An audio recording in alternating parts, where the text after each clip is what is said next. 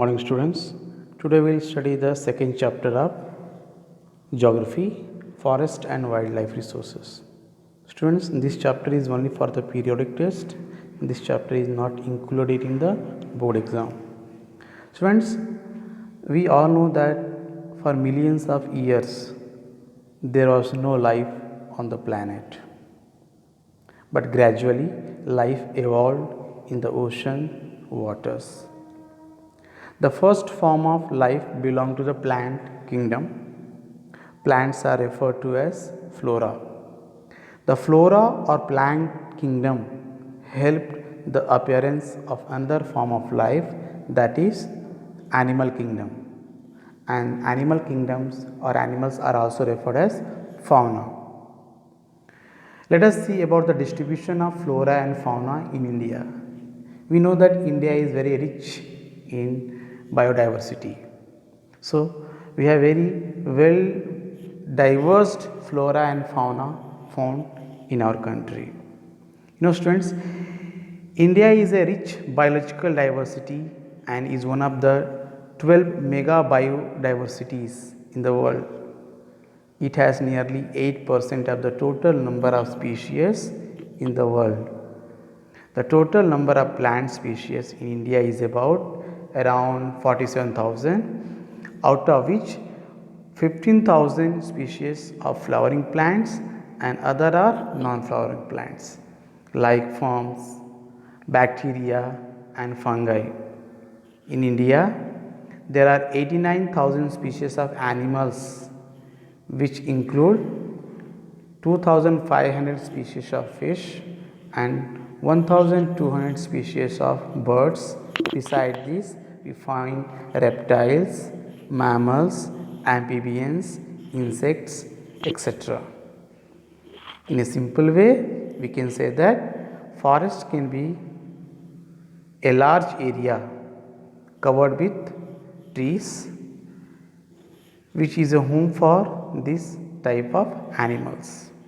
Now, based on various sources and resources, forests are classified on various types, and the species which are living in this forest are also classified based on their availability. So, let us read about the classification of species. Students, based on the International Union for Conservation of Nature and Natural Resources, that is IUCN, International Union for Conservation of Nature and Natural Resources, various types of existing plants and animal species are classified. They are like normal species. Species such as cattle, rodents among the animals, and sal, pine among the plants come under this category, whose population levels are considered to be normal for their survival. Means, if their population is normal for their survival for living, neither they are more in number nor they are less in number, such species comes under the normal species. Next one is endangered species. Endangered species are those species whose survival is difficult due to the negative factors. The factors which make them or made them endangered. Such factors are known as negative factors. These species are in danger of extinction. Means they may be extincted or they may lost their originity.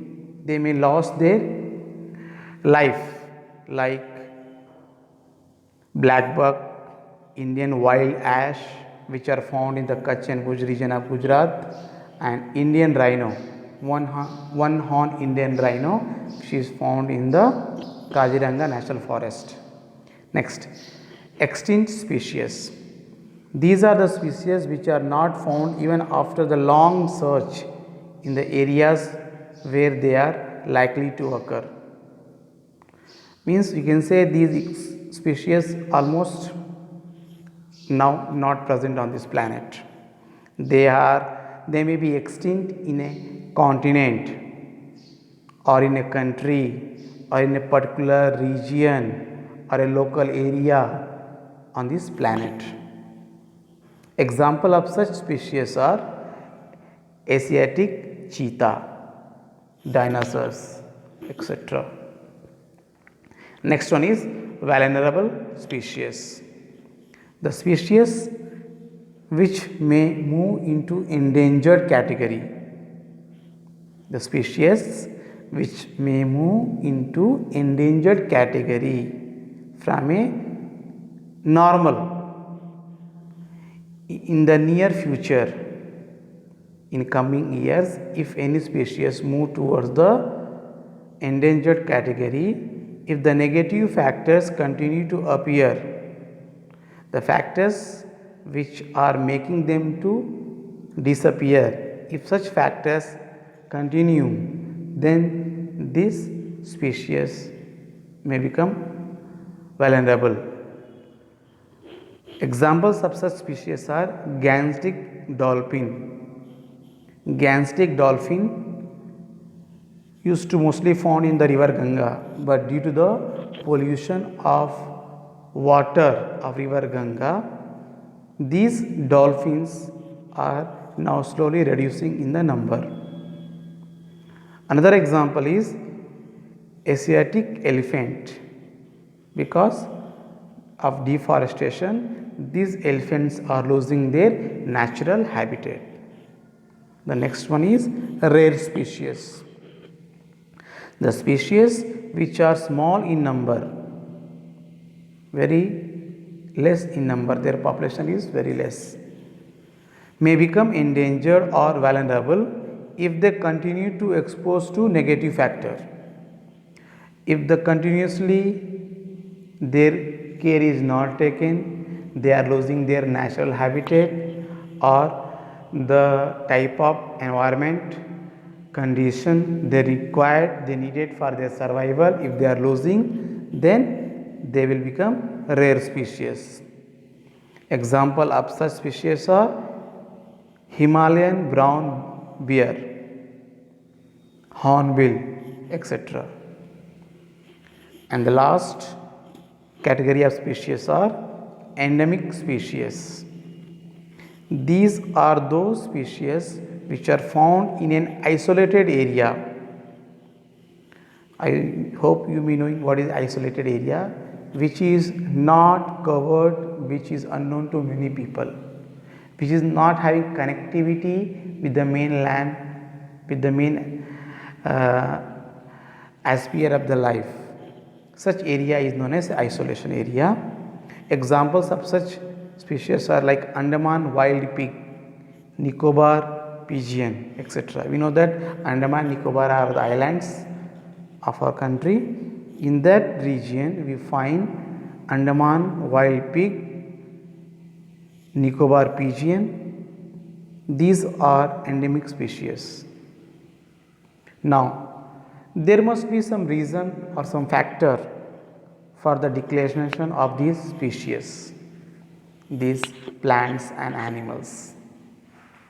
What could be have been done that these plants and animals would have been started reducing their number? Now let us know about the causes of their depletion. We get lot of woods, goods directly or indirectly from forest and wildlife. For example, wood, barks, leaves, fodder, manure, food, medicine, herbal plants, etc. So many things we obtain from this forest. For obtaining these goods, we ourselves have depleted our wildlife and forest. As a cunning nature, we human beings have reduced the area of forest. It was during the colonial period that tremendous deforestation took place. And the main reason for this deforestation were agriculture, commercial and scientific forestry, expansion of railways and mining activities. These were the few causes which made deforestation on a large scale. But after independence also, agricultural expansion has been the major cause of depletion of forest and the resources.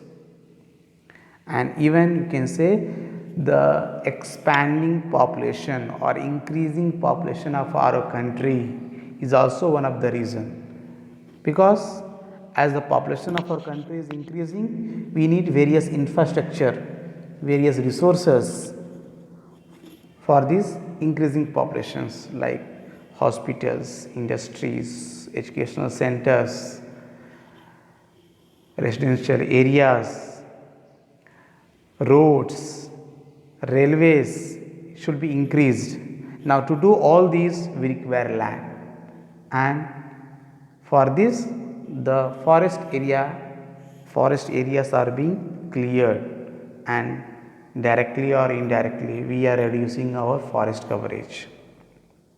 You know, in India between 1951 and 1980, around 26,000 square kilometer of forest were brought under agriculture area, only under agriculture area, and mostly in the states of Haryana,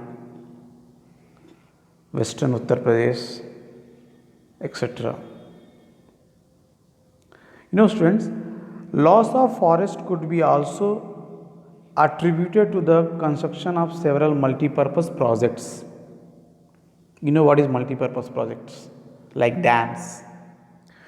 To construct these multi-purpose projects also we require so many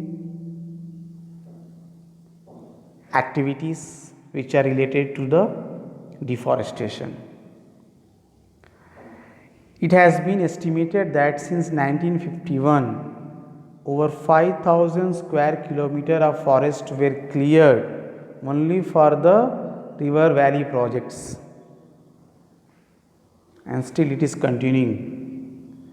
You might have heard about various issues regarding to various projects like Sardar Sarovar Dam in Gujarat. It has a very big issue regarding the dispersal or dislocation of the tribal people. So deforestation is also taking place due to the mining activity. We cannot stop our development activity. So in order to do development, mining activity is also taking place on a large scale. So these are the various causes which are reducing the forest coverage in our country. So students, that's all for today. We'll continue tomorrow.